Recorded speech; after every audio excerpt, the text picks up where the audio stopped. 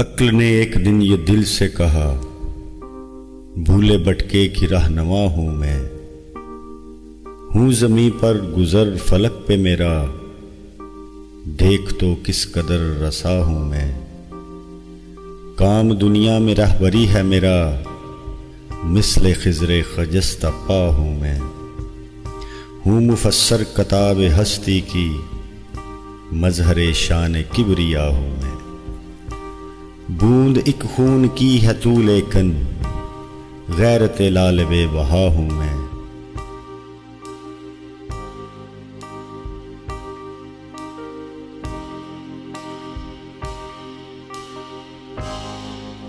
دل نے سن کر کہا یہ سب سچ ہے، پر مجھے بھی تو دیکھ کیا ہوں میں۔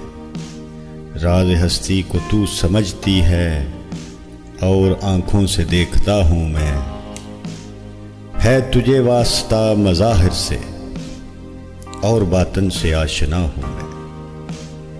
علم تجھ سے تو معرفت مجھ سے، تو خدا جو خدا نما ہوں میں۔ علم کی انتہا ہے بے تابی، اس مرض کی مگر دوا ہوں میں۔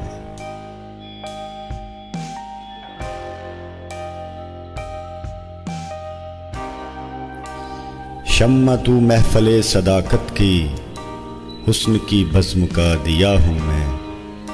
تو زمان و مکان سے رشتہ بپا، طائر سدرہ آشنا ہوں میں۔